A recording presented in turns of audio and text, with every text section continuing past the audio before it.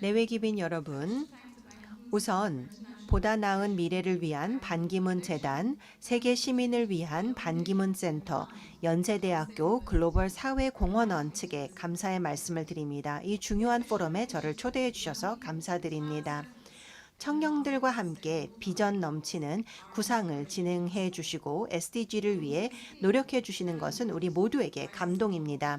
터닝 포인트, 위기를 기회로라는 주제는 현재를 아주 잘 묘사하고 있다고 생각을 합니다. 전 세계 많은 사람들은 위기로 인해서 어려움을 겪고 있습니다. 코로나19 팬데믹, 전쟁, 갈등, 기후 재난, 그리고 다양한 경제 사회적 어려움을 겪고 있죠. 기록적인 1억 명이 이제 전 세계적으로 난민으로 살아가고 있으며 7,500만에서 9,500만 명이 극심한 빈곤에 처해 있습니다. 현재의 기후 약속들을 보면 전 세계의 기후는 2050년까지 2.8도 상승할 예정입니다.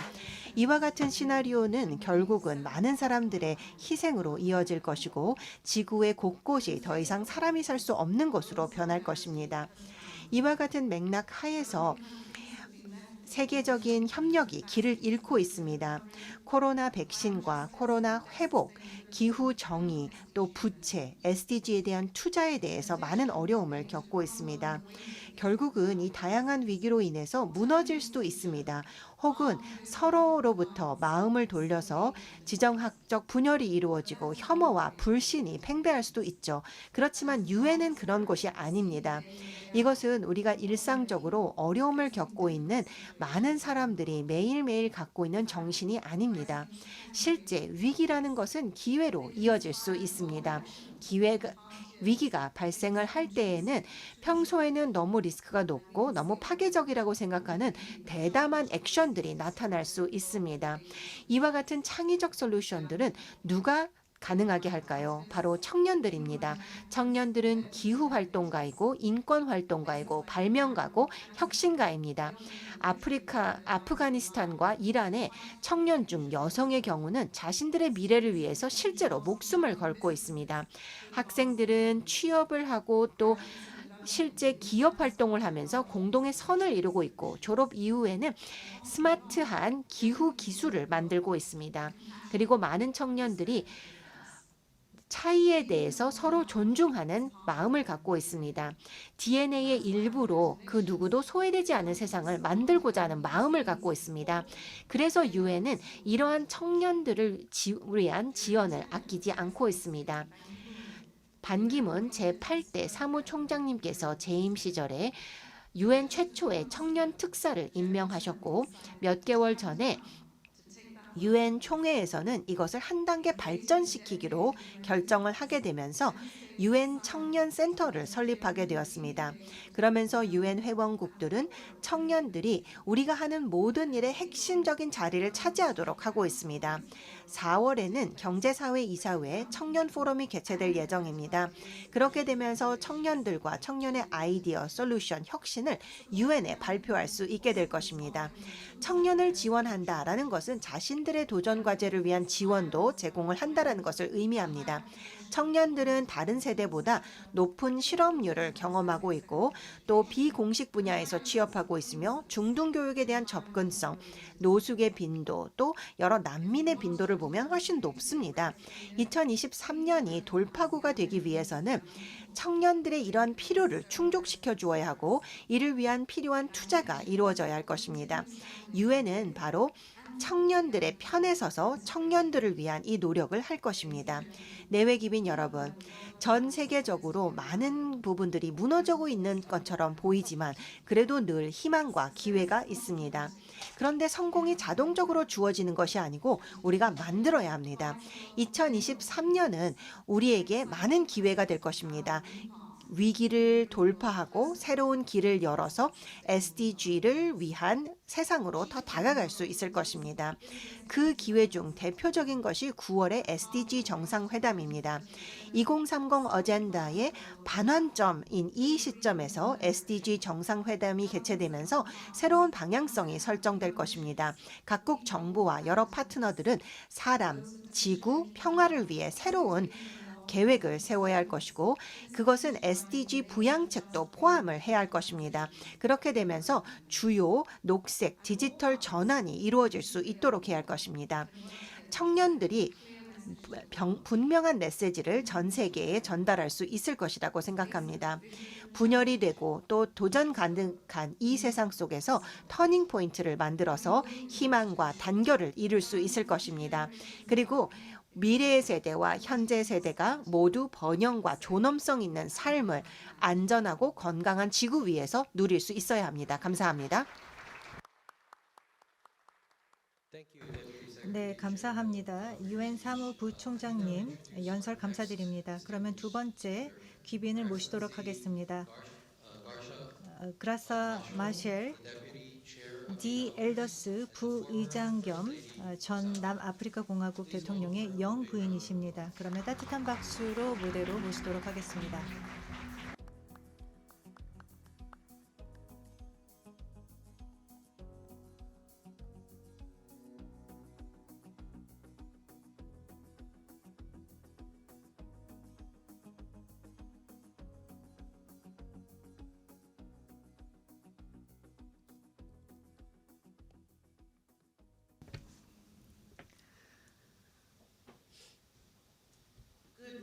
네, 안녕하십니까. 연세대학교 서승환 총장님, 그리고 제 동료이자 친구인 유엔 전 반기문 사무총장님, 귀빈 여러분, 신사숙녀 여러분, 먼저 깊은 감사의 말씀을 드리고 싶습니다. 제 친구이자 또 대한민국이 낳은 위대한 리더 중 한 분인 반기문 제8대 유엔 사무총장님, 이렇게 중요한 글로벌 지속가능 발전 포럼에 연설을 할 수 있도록 초대를 해주셔서 감사드립니다. 저는 매우 아름다운 국가에서 왔습니다. 모잠비크라고 하는 동남아프리카 지역에서 왔습니다. 그리고 제 두 번째 집은 남아프리카 공화국은 아마 제와 매우 가까운 넬슨 만델라 대통령을 통해서 잘 알려진 국가에서 왔습니다. 아마 우리를 가르고 있는 이러한 대양도 있고 대륙도 있습니다. 그렇지만 우리가 지금 처하고 있는 상황은 바로 한국이 겪고 있는 상황과 매우 유사하다고 생각하고 있습니다. 그 여느 때보다 우리 인류는 이렇게 가깝게 상호 연계성을 느낀 적은 없습니다. 이렇게 강력하게, 이렇게 긴밀하게 지난 몇 년에 걸쳐서 상호 연계성은 더욱더 커지고 있습니다. 삶과 죽음을 갈라놓는 문제가 우리의 문 앞에 와 있습니다. 그리고 치명적인 바이러스는 우리 모두에게 영향을 미치고 있습니다. 코로나19는 우리에게 우리가 사랑하는 사람들을 잃게 하고 우리의 일자리를 잃게 하고 우리에게 많은 눈물을 가져다 주었습니다. 그리고 우리는 인류로서 실패를 경험하면서 교육과 보건 그리고 경제적인 시스템을 보다 강화시켜서 보다 충격에 대응할 수 있는 시스템을 만들기 위해 노력하고 있습니다. 우리는 이러한 영향을 긍정적이든 부정적이든 함께 겪고 있기 때문에 이러한 상호 연계성 그리고 이러한 문제를 더 이상 간과할 수는 없을 것입니다. 전 세계 많은 아이들이 이런 학습 손실로 인해서 고군분투하고 있습니다. 오늘 이 자리에서 2억 2천만에 달하는 젊은 사람들이 학교를 다닐 수 없게 되었습니다. 분쟁과 또 위기 등으로 인해서 수년 동안 학습 환경에서 내몰려졌습니다. 그리고 내일을 만들어 나가야 하는 지도자들이 여러 가지 새로운 기술을 개발하고 있는데 이들에게 있어서도 중요한 학습 기회가 박탈당하고 있는 것입니다. 우리의 활력 있는 미래에 바로 운명이 걸려있는 중요한 시점에 온 것입니다. 우리는 지난 10년 동안 인간 개발에 있어서 많은 진전을 이루었습니다만 수개월 안에 코로나로 인해서 완전하게 사라졌습니다. 또 이로 인한 여파의 영향을 겪고 있습니다. 이제는 전쟁이 발생하고 있습니다. 유럽을 중심으로 발생하고 있지만 이러한 파급 효과는 전 세계 모든 지역으로 퍼져나가고 있습니다. 우리는 많은 학자들이 이제는 다중위기라 폴리크라이시스라고 불리고 있는 시기로 진입하고 있습니다. 이러한 위기는 글로벌 시스템에 영향을 미치고 있고 이 글로벌 시스템은 우리의 삶의 질에 큰 영향을 미치고 있고 우리의 존재론적인 부분에까지 영향을 미치고 있습니다. 제 2의 고향인 곳은 이제 사실 우리가 코로나19에서 막 극복을 하기 위해 노력을 하고 있는 시점에서 우크라이나 전쟁으로 인해서 이제 고물가 문제가 발생하게 되었습니다. 이는 우리 모두에게 큰 영향을 미치게 되었고 우리의 물가 안정과 관련한 위기가 발생하고 식량 위기 또 에너지 위기가 촉발되고 있습니다. 여러 가지 사회적인 소요 문제도 발생하고 있습니다. 여기 기후 위기도 우리가 간과할 수 없을 것입니다. 이것은 퍼펙트 스톰과 마찬가지입니다. 수백만들에 있어서 이 이상 기후에 노출되도록 하고 또 식량 생산 시스템에 큰 영향을 미치고 있을 뿐만 아니라 우리의 생계에도 전 세계적으로 지대한 영향을 미치고 있습니다. 모잠비크 제 본국인데 지난 5년에 걸쳐서 모잠비크는 전례 없는 그리고 파괴적인 사이클론을 겪고 있습니다. 이로 인해서 수백 명의 사람들이 목숨을 잃었고 수백만 가구가 집을 잃었습니다. 그리고 또 돌이킬 수 없는 손실과 피해를 30억 불 가량 발생시키기도 하였습니다. 코로나19가 기존의 불평등을 심화시킴에 따라서 특히 자원이 없는 국가들이 더 큰 타격을 받게 되었습니다. 이러한 다중 위기를 우리가 현재 겪고 있습니다만 그 위기야말로 가장 취약한 국가들 그리고 소외 계층들이 더 큰 영향을 받고 있다는 것을 잊지 말아야 될 것입니다. 특히 저소득 국가들, 여성들 그리고 아이들이 가장 큰 피해를 겪고 있습니다. 모든 사회의 주변부에 있는 소외 계층들 그리고 또 사회보장제도에 포함되지 않은 그리고 권리가 부여되지 않은 자들이 가장 많은 어려움을 겪고 있는 것입니다. 우리가 필요한 투자를 보건, 교육, 그리고 물과 위생 부분, 그리고 다른 필수적인 인프라 부분에 투여를 해야 될 것입니다. 그럼에도 불구하고 수십억 불에 달하는 자금이 군사비를 지출하는 데 사용이 되고 있습니다. 그리고 전투력을 강화시키는 데 투자되고 있습니다. 이러한 재해가 발생하고 있는 상황에서 인간 개발에 있어서 계속해서 진전이 역전되고 있는 것입니다. 그렇기 때문에 사회를 새롭게 설계할 필요가 있습니다. 바로 이러한 시점에서 오늘 글로벌 지속가능 발전 포럼이 개최된 것을 기쁘게 생각합니다. 우리는 새로운 경로를 발굴하고 또 해결책을 마련하고자 함께하고 있습니다. 세계 인류를 위한 해법을 모색하기 위해 이 자리에 함께하고 있습니다. 몇 가지 제가 오늘 고려해 볼 만한 아이디어를 제시하고자 합니다.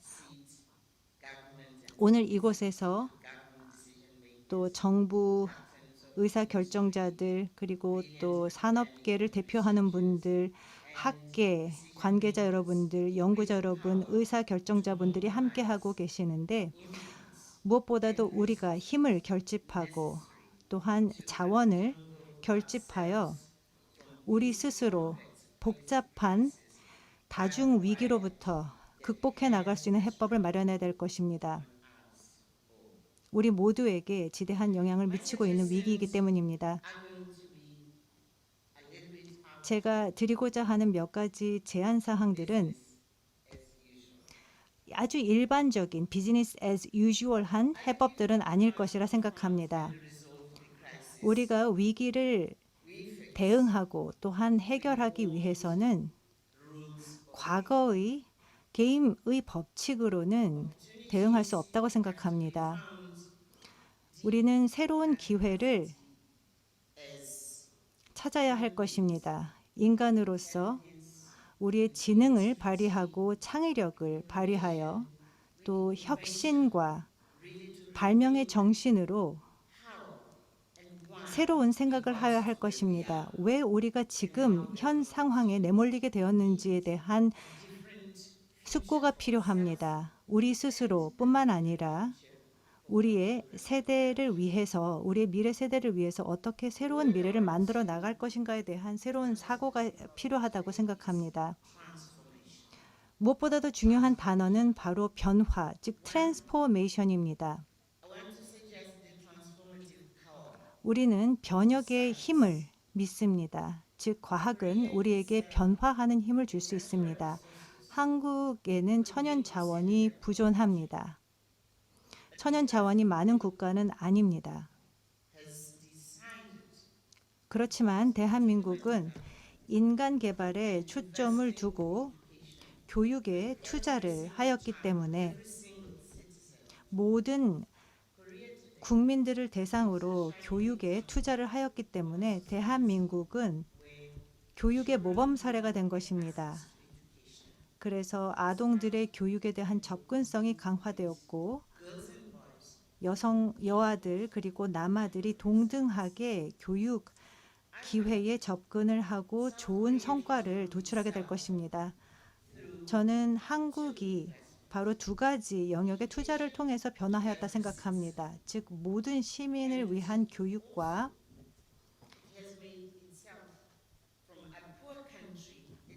빈국에서 강력한 부국으로 또 부상할 수 있게 되었습니다. 오늘날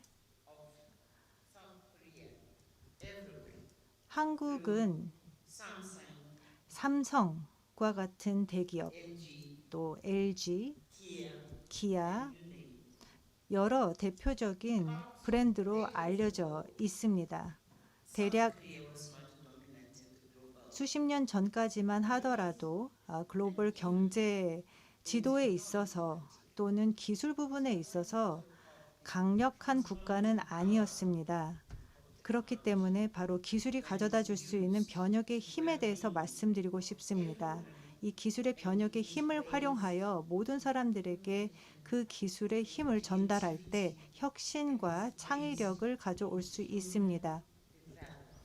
그리고 또 인간 개발을 가져올 수 있습니다. 이것은 천연 자원과 관련한 부분도 아닌 석유와 가스도 아닌 또 산림도 아닌 바로 인간의 지능과 또 역량 그리고 혁신을 향상시키고 연구와 관련된 역량들을 강화시키고 사회 수준을 향상시킬 수 있습니다. 이와 관련해서 몇 가지 좋은 사례를 들 수 있다고 생각합니다. 우리가 2억 2천만에 달하는 아동들이 현재 학교에 다니지 못하고 있습니다. 이들이 배우기 위해서는 무엇보다도 이렇게 학습 위기가 특히 선진국에서도 발생을 하고 있다는 것을 잊지 말아야 될 것입니다. 즉 초등 학교와 중학교를 마무리하게 되면은 아주 간단한 문제를 해결할 수가 있게 되는데 바로 이러한 과정에서 아동들에 대한 그런 문제 해결 능력을 강화시키고 이를 통해서 창의력 개발을 추진해 나갈 수 있을 것입니다. 대한민국은 지금까지 30년 동안 이렇게 큰 전환을 가져오면서 교육에 투자를 하였고 이를 기반으로 해서 우리가 지속가능 개발 목표를 달성할 수 있을 것이라 생각합니다. 무엇보다도 중요한 것은 사무총장님께서도 제안을 하셨지만 우리의 후임자에 대해서도 생각을 해야 됩니다. 그리고 또 지금 적용되고 있는 동일한 게임의 법칙이 적용돼서는 안 될 것입니다. 우리가 지금까지의 규칙에 대해서 다시 한번 생각해보고 인간 개발에 대해서 대대적인 투자 또 인간 존엄성을 향상시키기 위한 투자를 해야 될 것입니다. 두 번째 제가 제안드리고자 하는 변혁 또는 변화는 바로 형평성, 즉 평등이 가져올 수 있는 변혁의 힘입니다.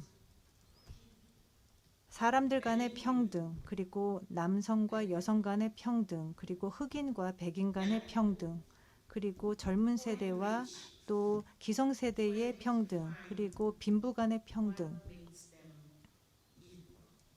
이들의 평등을 보장할 수 있는 요소가 무엇인지를 생각하고 우리가 함께 손을 잡고 같은 투자와 또 인간 존엄성의 중요성을 인식하면서 그리고 또 사회에 참여할 수 있는 역량을 강화시켜서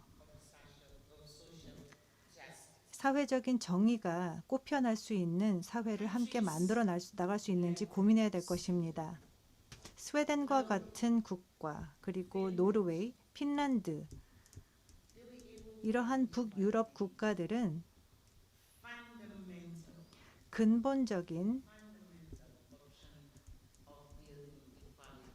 평등한 사회를 구축하기 위한 요소들을 식별한 바 있습니다.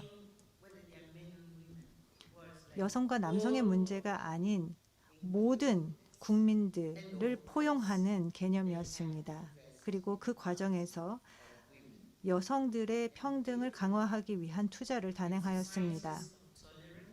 이제 관용의 사회, 그리고 사회적인 정의가 살아 숨쉬는 사회, 그리고 빈곤이 없는 사회를 만드는 것. 사실 이들 국가들은 과거 대한민국과 마찬가지로 3, 40년 전까지만 해도 강한 부유한 국가는 아니었습니다. 그렇지만 3, 40년이 지난 지금 가장 번영하는 그리고 관용적인 사회로 변모하였습니다. 그리고 사회적인 정의가 숨쉬는 곳으로 변화하였습니다. 분명 우리가 배울 수 있는 여러 교훈이 있습니다. 즉, 불가능하지 않다는 것입니다. 가능합니다. 그렇기 때문에 이러한 국가들로부터 배우고 이를 참고하여 어느 누구도 소외되지 않도록 해야 될 것입니다. 그리고 우리가 하나의 인간의 가족으로서 우리 모두의 존엄성을 위해서 노력해 나가야 할 것입니다. 그리고 이것은 가능합니다. 그리고 네 번째로 말씀드릴 변혁의 힘은 이성의 힘입니다. 우리의 인력들, 우리의 어떤 이성의 변혁의 힘입니다. 유럽에는 분쟁이 발생하고 있습니다. 그렇지만 적어도 제가 살고 있는 아프리카 그리고 또 아시아 지역에도 여러 갈등과 분쟁이 발생을 하고는 있고 또 남미 지역에도 일부 분쟁이 발생하고 있습니다.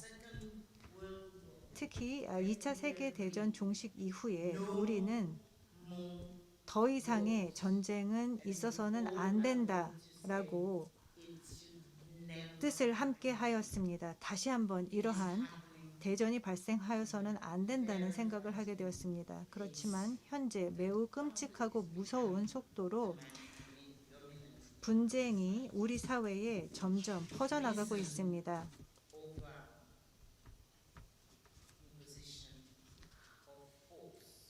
따라서 우리의 이성의 힘이 필요한 것입니다. 사회들마다 차이점은 존재할 수 있습니다. 차이가 있다고 해서 이 차이를 해결하기 위해서 분쟁에 호소해서는 안 될 것입니다. 갈등과 문제를 해결하기 위해서 분쟁을 일삼아서는 안 될 것입니다. 주고받는 정신하에 모든 사람들의 차이와 모든 사람들의 목소리 그리고 이들의 불만사항에 귀를 기울여야 할 것입니다. 모든 사람들의 꿈을 포용하고 공통점을 찾아서 우리는 물론 다르지만 함께 공존할 수 있다고 생각해야 합니다. 서로 관용할 수 있어야 합니다. 관용뿐만 아니라 상호 존중하는 사회를 만들어 나가야 할 것입니다. 우리가 살고 있는 이 세상에서 이성이 승리해야 할 것입니다.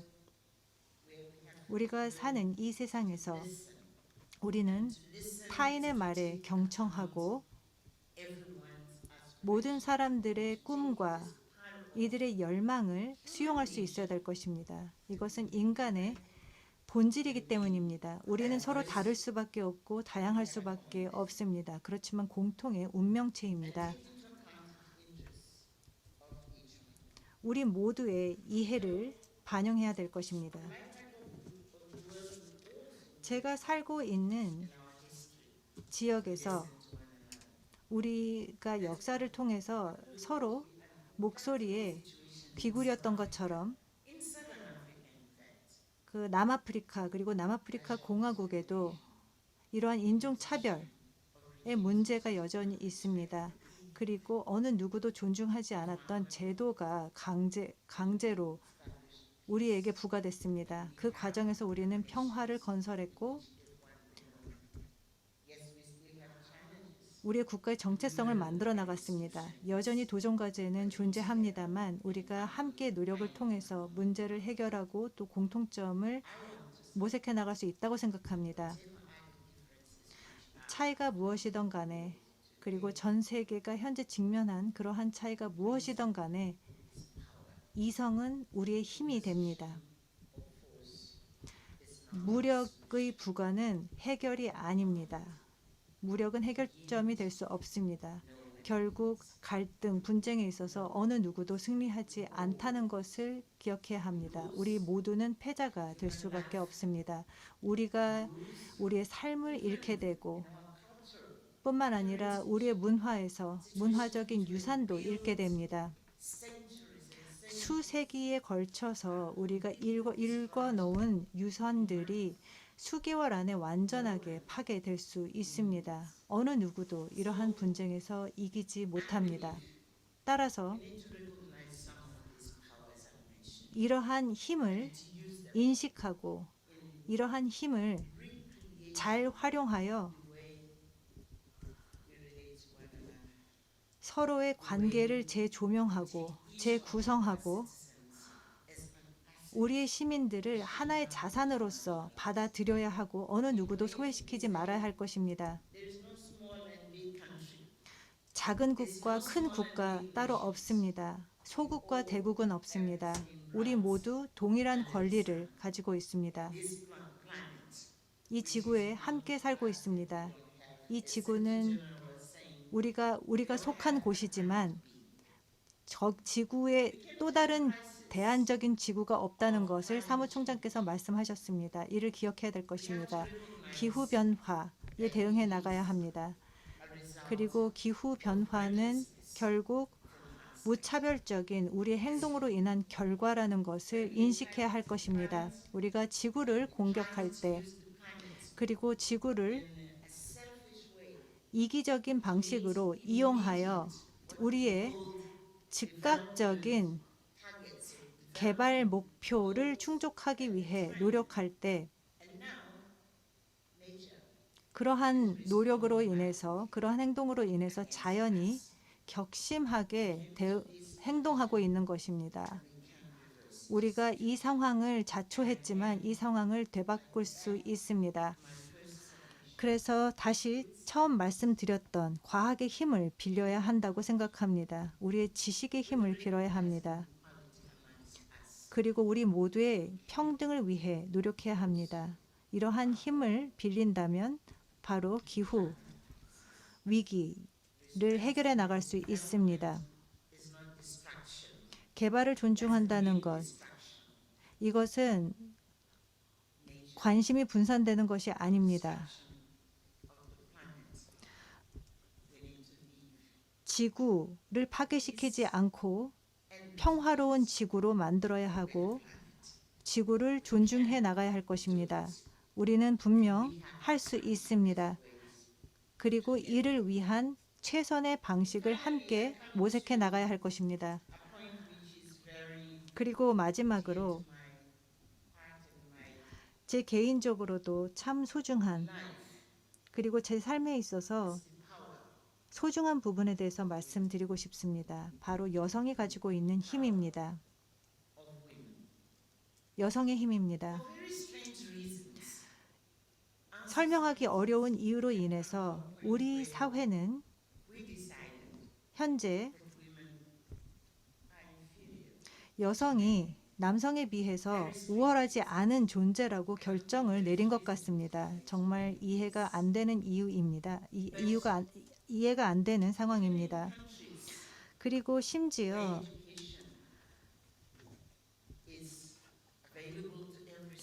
모든 시민들의 보편적인 교육이 제공되고 있는 국가에서도 여성들은 여러 전문 지식을 가지고 많은 경험을 가지고 이들이 재능을 가지고 있기에 그리고 또 제안할 수 있는 전문성이 있기 때문에 사회적으로 적극 참여를 하고 있습니다만 전 세계적으로 볼 때 여성들은 남성에 비해서 같은 동일 노동에 대해서 동일 임금을 받지 못하고 있습니다. 연구 결과를 보면 어떠한 국가에서도 이런 원칙, 동일 노동, 동일 임금 원칙을 완전하게 달성한 국가는 없다고 합니다. 정말 단순한 말인 것으로 보입니다. 이것은 하나의 부탁도 아닌 교육 훈련의 문제도 아닌 또는 생산성의 문제도 아닌 것입니다. 이는 단순히 여성이라는 이유로 인해서 남성들보다 동일한 노동에 대해서 같은 임금을 받지 못하고 있다는 것입니다. 다시 한번 우리는 성찰해야 될 때라 생각합니다. 왜 이러한 문제가 발생하고 있는가에 대해서 스스로 자문하고 스스로 설명할 수 있어야 합니다. 우리가 살고 있는 이 세상에서 젠더 폭력이 이제는 팬데믹의 수준으로까지 확대되고 있습니다. 분명 젠더 폭력이 여성들을 대상으로 발생하고 있습니다만 대부분의 경우 물론 남성에 대한 젠더 폭력도 있습니다만 대부분 여성들에 대한 젠더 폭력이 횡행합니다. 여성이기 때문입니다. 여성들은 위협받고 있고 이들이 살고 있는 가정 내에서도 위협을 느끼고 있습니다. 이들을 보호하기 위한 가족의 울타리 내에서 그리고 이들이 자유롭게 표현할 수 있는 공간인 이 가정 내에서도 위협을 받고 있는 것입니다. 가족이라는 것은 사랑의 상징이고 또 선택의 문제입니다. 누군가 함께 생애를 보내고자 선택을 통해서 가족이 형성되는 것입니다. 그런데 일부 경우 많은 여성들이 이러한 존재감이 강화됨에 따라서 남성들이 위협감을 느끼고 있는 것입니다. 그런데 평등이라는 것은 어느 누구에게도 위협으로서 간주되어서는 안 될 것입니다. 평등이라는 것은 인간화시킵니다. 우리를 보다 인간적으로 만드는 요소이고 우리를 보다 친절하게 만드는 요소입니다. 보다 다른 사람의 존엄성을 존중할 수 있도록 만드는 요소입니다. 평등은 우리가 모두 평등하게 태어났고 우리는 죽을 때도 평등하게 죽는다는 것을 보여줍니다. 자연은 우리가 동일한 방식으로 동일하게 태어나도록 만든 것입니다. 남성이든 여성이든 우리는 지역과 상관없이 내가 동서남북 상관없이 우리는 인간으로서 같은 모습으로 태어나고 또 같은 모습으로 죽게 됩니다. 이것은 자연이 우리에게 준 교훈입니다. 바로 우리가 얼마나 평등한지를 보여주는 교훈입니다. 그렇기 때문에 우리가 잘못된 생각을 해체해 나가야 할 것입니다. 우리가 평등을 두려워해서는 안 될 것입니다. 어느 누구의 힘이 커지게 되면 내 힘이 없어질 것이다라는 잘못된 생각을 해서는 안 됩니다. 우리가 평등해지면 우리 모두 더 강력해질 수 있습니다. 우리 유엔에서도 또 사무총장께서도 너무나도 오랫동안 쌓아오셨던 부분이기도 합니다. 또 유엔 안보리 내에서도 우리가 직면하고 있는 가장 큰 도전 중 하나는 특히 유엔 안보리 내에서 특정 국가가 다른 국가보다 훨씬 강력하다고 잘못된 생각을 하는 것입니다. 그리고 평등을 위한 힘을 공유하는 것을 두려워합니다. 어떠한 국가, 어떠한 지역에 대해 이러한 힘을 공유하는 것을 두려워합니다. 모든 국가들, 모든 나라들은 평등합니다. 국가의 규모와는 상관없습니다. 그런데 유엔 내에서는 상대적으로 본인의 국가가 훨씬 크고 우월하다고 믿는 경우가 있습니다. 그렇기 때문에 이러한 평등의 힘이 앞서 말씀드린 것처럼 평등의 힘이 궁극적으로 어려움을 가져올 수 있다고 생각하는 것입니다. 그렇지만 평등을 통해서 이러한 지혜와 또 통찰이 제공이 될 수 있는데 소국들이 이러한 지혜 그리고 또 능력을 발휘하면 대국들이 두려워하는 것입니다.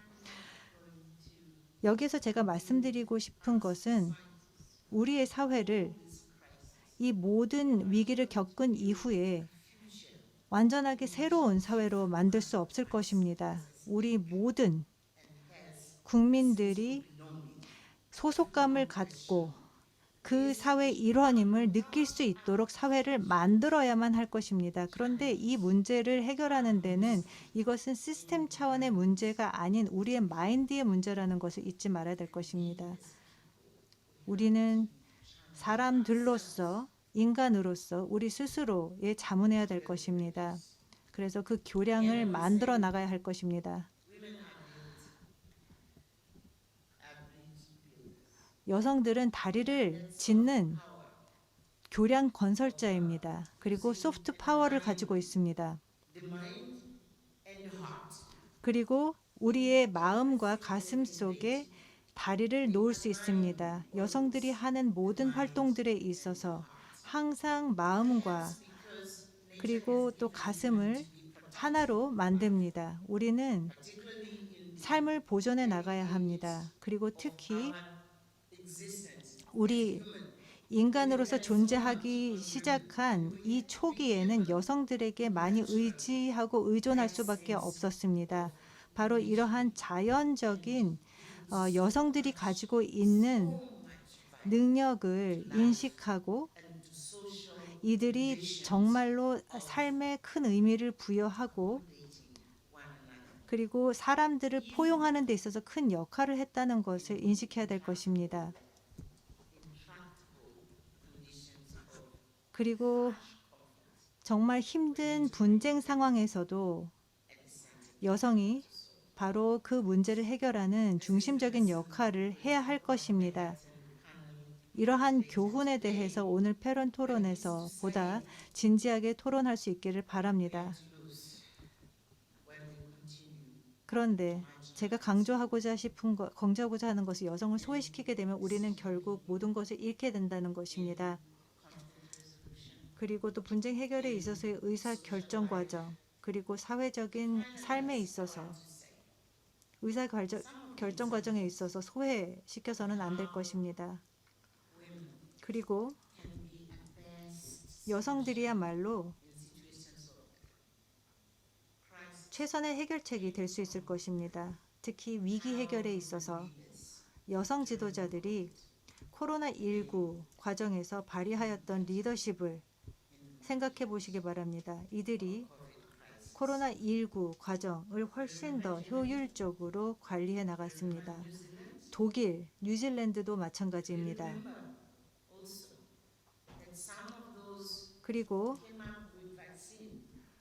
그리고 또 백신 아스트라제네카의 경우도 그랬습니다. 또 옥스포드의 백신 세리 길버트 연구자와 또 여러 여성 리서처들이 백신을 개발하여 다시 말해서 코로나라는 도전 과제 해결책을 제시하였습니다. 모더나의 이 백신 포뮬라를 개발한 미국의 한 연구자도 마찬가지입니다. 이 연구자 이름은 제가 기억이 안 납니다만 여성 연구자였습니다. 이렇게 보시는 것처럼 매우 심각하고 복잡한 협상 과정에 있어서 사무총장께서 정말 뛰어난 SDG라는 목표를 제시하시게 되었습니다. 그런데 사무총장께서는 특히 더 많은 여성들을 주변에 두시고 함께 일하셨습니다. UN 내에서 그 전 어떠한 사무총장보다 더 많은 여성 동료들과 일을 하시는 지혜를 발휘하셨습니다. 여성들에게 아미나 모하메드가 주요 협상가로서 SDG 협상 과정을 이끌도록 위임을 하였습니다. 그 협상 과정에서 모든 사람들을 결집시키고 우리 모두가 가지고 있는 힘을 인정한 것입니다. 바로 여성이야말로 해결책이 될 수 있습니다. 그리고 위기의 해법이 반드시 되어야만 할 것입니다. 이것으로 제 말씀을 마무리하도록 하겠습니다. 제가 강조하고자 하는 것은 여성들이 바로 무대의 중심에 서야 한다는 것입니다. 이것은 단순한 중심 무대에 서야 한다는 것을 떠나서 여성들은 이제 동등한 무대에 설 수 있어야 할 것입니다. 어떠한 위기에 있어서 이러한 다중 복합 위기에 있어서 문제 해결의 중심이 되어야 할 것입니다. 우리의 제도를 변화시키고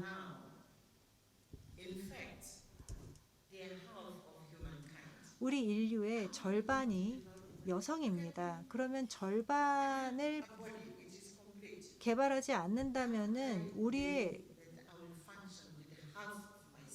제 몸을 보더라도 그렇습니다. 여성이 없다면 이 인류 자체가 존재할 수 없는 것입니다. 제 몸도 마찬가지고 이 세상도 마찬가지입니다.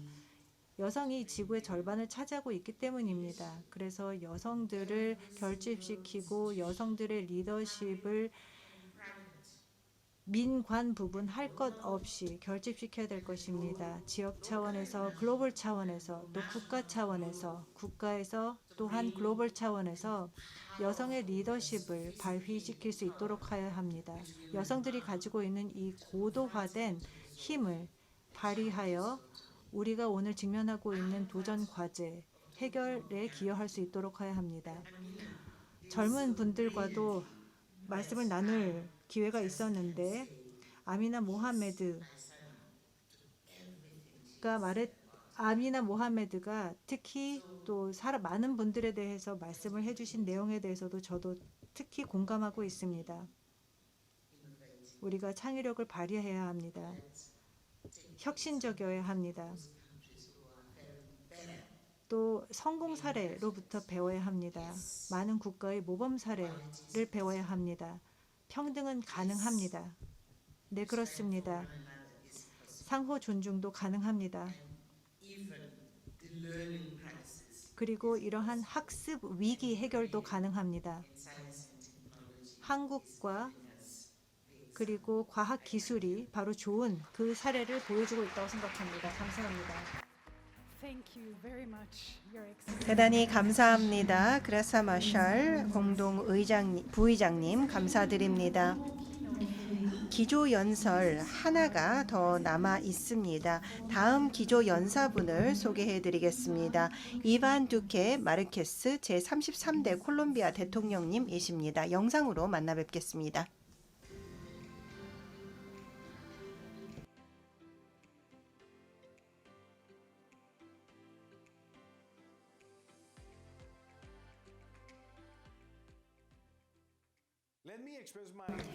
우선 감사의 말씀을 드립니다. 연센대학교 서승환 총장님, 또한 저의 동료이자 친구이신 반기문 제8대 UN 사무총장님께 감사의 말씀을 드립니다.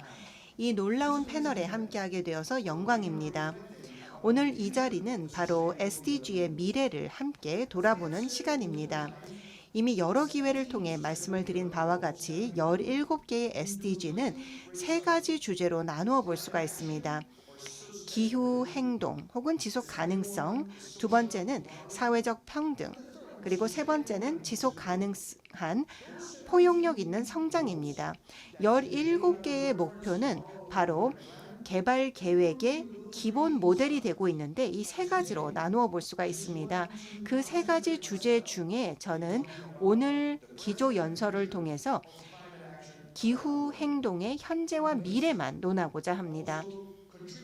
또한 이를 바탕으로 해서 우리가 직면해 있는 도전 과제가 절대 적지 않다라는 토론에도 참여하고자 합니다. 왜냐하면 기후 행동에 있어서 첫 번째 과제가 있다면 이것은 바로 재정입니다.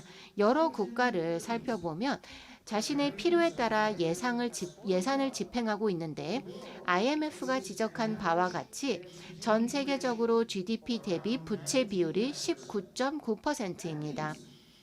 그렇기 때문에 지속적으로 생각을 해보면 전 세계적으로 예산이 부족한 상황입니다.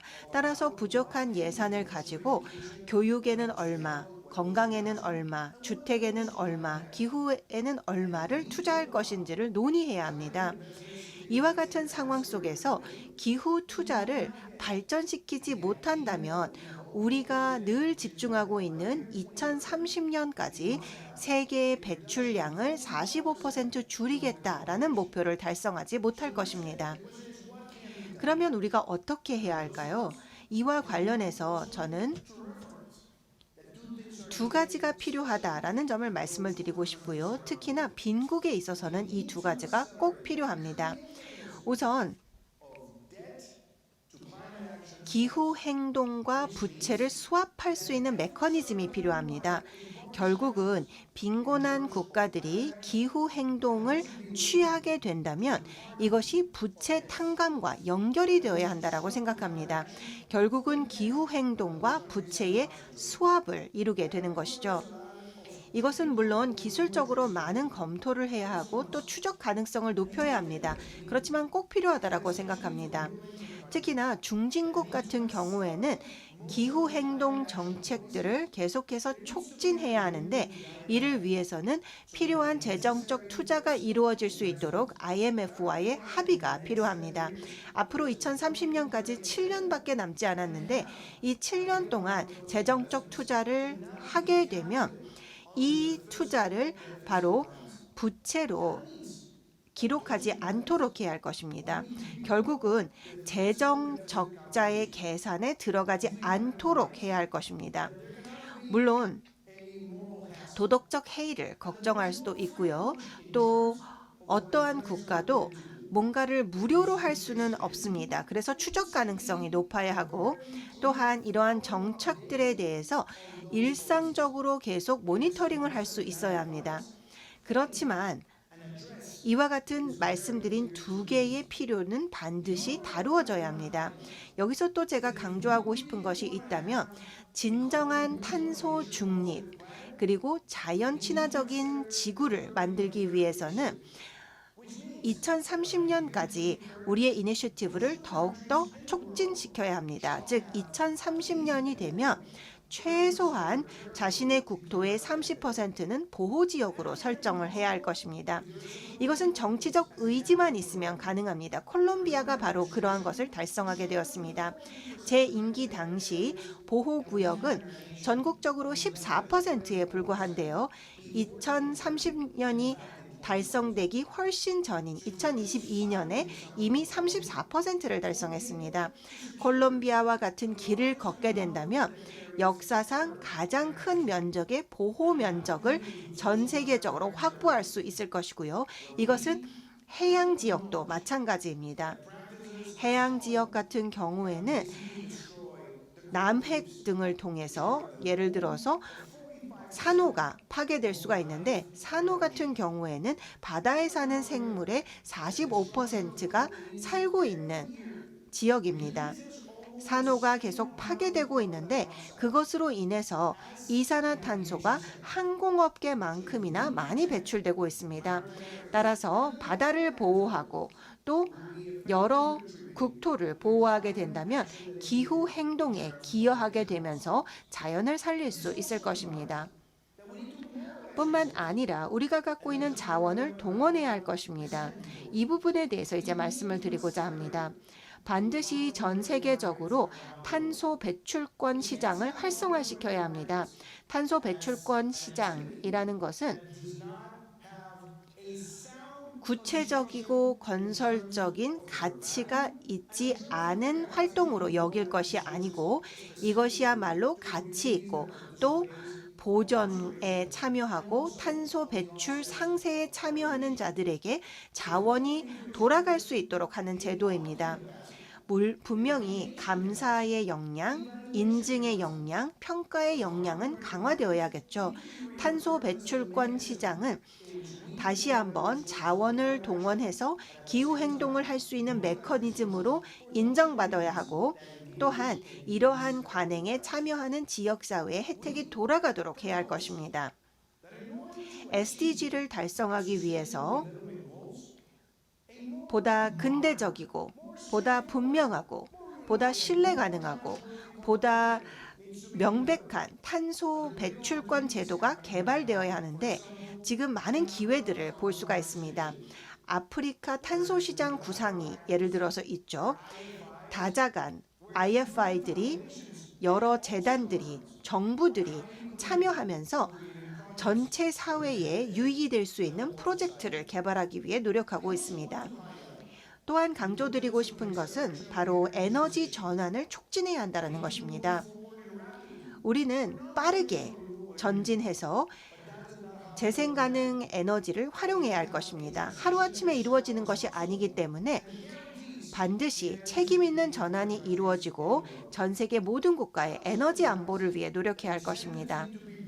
이를 위해서는 재정적으로 특히나 세제 혜택이 이루어져야 할 것이고 또 각 지역사회마다 프로젝트에 참여할 수 있어야 하는데 스마트 그리드에 참여하고 또한 PV를 통한 태양광 활용에 참여하게 되면서 전 세계에 전기가 공급되지 않은 지역으로 전기를 제공하면서 격차를 줄여나갈 수 있어야 합니다. 청정 이동 수단을 위한 노력도 이루어져야 합니다. 예를 들어서 오늘날의 자동차 사용을 보면 이것이 대중교통으로도 전환이 될 수 있어야 하는데 콜롬비아 같은 경우에는 5년 이내에 공공 차량들이 중남미에서 가장 많이 전기차로 전환이 되었습니다. 화물용도 마찬가지입니다. 이와 같이 전기차의 사용이 급격하게 늘어난 것은 정책 덕분입니다. 따라서 이러한 것들이 가능합니다. 우리는 저탄소 농업을 생각해야 하고 각 지역사회의 필요에 따라서 반드시 정책을 만들어서 청정 에너지를 사용해서 조리를 하고 저렴한 에너지를 사용할 수 있어야 합니다. 우리는 높은 지대의 생태계를 보호할 수 있어야 하고 아마존을 보호해야 하고 아프리카의 자연공원을 보호하고 아시아의 정글을 보호해야 합니다. 전 세계적으로 생태 다양성을 보존하기 위한 중요한 지점들이 있는데 이 지역들에 대한 투자가 이루어져야 합니다. 그렇게 되지 않는다면 SDG 달성을 할 수 없을 것입니다. 녹색 금융에 대해서도 우리가 반드시 스마트하게 반응해야 할 것이고 녹색 분류 체계도 마찬가지입니다. 다양한 활동들을 분류하면서 ESG에 대한 투자가 투명하게 이루어질 수 있도록 해야 할 것입니다. 그렇게 한다면 우리는 반드시 기후변화의 영향에 대응할 수 있을 것이고 여러 국가에 동시다발적으로 효과를 거둘 수 있을 것입니다. 기후지능이 높아야 합니다. 그렇게 되어야만 기후변화가 어떠한 해를 끼치는지를 예상할 수 있게 될 것이고 각 사회는 반드시 다양한 기술을 적용해야 하는데 AI 기술이 중요합니다. 각 도시는 여러 노력들이 집중적으로 이루어져야 하는 장소이고 지금 바로 행동이 이루어져야 합니다. 폐기물 관리도 마찬가지입니다. 에너지 솔루션을 위한 투자도 필요합니다. 생태 다양성 도시를 생각해 보십시오. 생태 다양성의 보존을 위해서 모든 행동이 목표를 갖고 움직이는 그러한 도시가 필요합니다. 우리는 이제 물과 관련된 도전 과제, 해안 침식과 관련된 도전 과제에 맞서야 합니다. 그리고 시민들의 의식 수준을 높여서 개개인의 탄소 배출을 줄여야 합니다. 이러한 다양한 요소들이 함께 작용을 해야만 SDG를 달성할 수 있을 것입니다. 분명하고 명백하고 재정이 제공이 되는 기후행동 없이는 사회적 격차를 줄일 수 없을 것입니다. 그리고 지속 가능하고 포용적 성장도 보장할 수 없을 것입니다. 이 다양한 활동들을 생각해 보면 그 핵심에 바로 민간 분야가 있습니다. 민간 분야의 역량을 계속해서 활용을 해야만 솔루션들을 마련할 수가 있게 되고요. 기업가 정신도 필요합니다. 기업가들의 참여가 필요합니다. 각 국가가 법적인 안정성을 제공을 하게 되면 또 새로운 기업들을 양성할 수 있는 효과적인 가능성을 열어준다면 이것으로 인해서 고용이 창출되고 기술이 발전할 것입니다. 오늘의 포럼은야말로 이 다양한 것들을 논의해 볼 수 있는 좋은 기회입니다. 반기문 제8대 사무총장님, 서승환 총장님, 우리가 모두 말씀을 드린 부채 스왑 메커니즘을 빈국들에게 제공함으로써 빈국 또한 기후 행동을 할 수 있는 여지를 열어주고 효과적인 추적 가능성을 바탕으로 해서 프로젝트 진행에 대한 부채 탕감이 이루어진다면 많은 발전이 이루어질 것이고 중진국 같은 경우에는 환경을 위해 투자할 때 2030년까지는 재정 적자 계산에 이 투자가 이루어지지 않는다면 바로 지금 투자가 이루어질 수 있을 것이라고 생각합니다. 더 중요한 것은 녹색 투자는 우리 삶에 추가되는 부분이 아닙니다. 더 평등한 사회, 지속 가능한 성장을 누리는 사회의 가능성은 기후 행동 없이는 불가능합니다. 탄소 중립, 그리고 환경을 위한 솔루션이 반드시 필요한 이유입니다. 오늘 저에게 발언의 기회를 주셔서 감사드립니다. 여러 번 말씀을 드린 것처럼 연세대학교와 저는 늘 협력할 것이며 반기문 제8대 사무총장님의 리더십과 함께할 것입니다. 감사합니다.